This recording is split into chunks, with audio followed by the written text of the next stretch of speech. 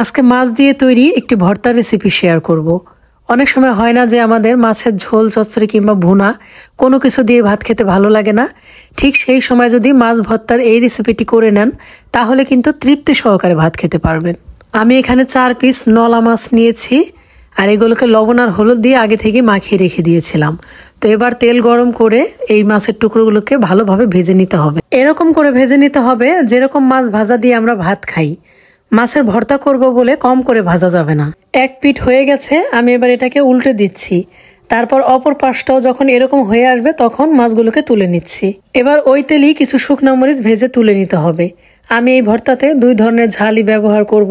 মরিচ ভাজা হয়ে গেলে এটাকে তুলে নিয়ে ওই তেলের মধ্যে আমি কিছু রসুনের কোয়া দিলাম, একই সাথে দিয়ে দিব কিছু কাঁচা মরিচ। এগুলোকে 2 মিনিটের মতো ভেজে নিব, অর্থাৎ কিছু সময় পরে আমি এর মধ্যে পেঁয়াজ কুচি অ্যাড করব। এখন এই 3টি উপকরণকে একসাথে ভালোভাবে ভেজে তুলে নিতে হবে। যখন এগুলো সিদ্ধ হয়ে গায়ে হালকা রং ধরে আসবে ঠিক সেই পর্যায়ে নামিয়ে নিতে হবে।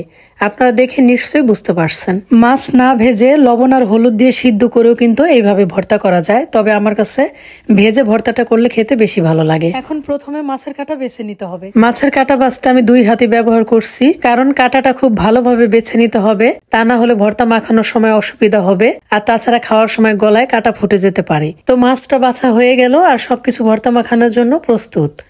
এরই ফাঁকে আমি কিছু কাঁচা পেঁয়াজ কুচি করে নিয়েছি। এই ভর্তাতে আমি 2 ধরনের পেঁয়াজই ব্যবহার করব, ঠিক মরিচের মতো। সবার প্রথমে আমি শুকনো মরিচটা গুঁড়া করে নিচ্ছি। এটা কিন্তু অনেক আগে ভাজা হয়েছিল, তাই মুসমুসে থাকা অবস্থায় এটাকে গুঁড়া করে নিতে হবে। তো এটা গুঁড়া করা হয়ে গেছে।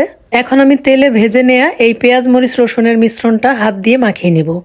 হাত দিয়ে যেহেতু মাখাবো, তো যতটা সম্ভব নরম করে মাখানোর চেষ্টা করব। এই কাজটি আপনি ব্লেন্ডার জার অথবা শিলপাটাতেও করে নিতে পারেন। আমার কাছে পেঁয়াজ রসুন মরিচের এই পেস্টটা মিহি না হয়ে যদি একটু দানাদার হয় তাহলে খেতেও ভালো লাগে, আবার দেখতেও ভালো লাগে। লবণ নিয়ে নিলাম স্বাদ মতো, আর দিয়ে দিচ্ছি কাঁচা পেঁয়াজ কুচি। এখন মাছ বাদে অন্য সব উপকরণগুলোকে একসাথে ভালো করে মাখিয়ে নিব। এমন ভাবে মাখাবো যেন সবকিছু একটু নরম হয়ে আসে, অর্থাৎ এগুলোর মধ্যে একটা জুসি ভাব চলে আসে। তো ফাইনালি এই মিশ্রণের সাথে মাছটা মিশিয়ে নিচ্ছি।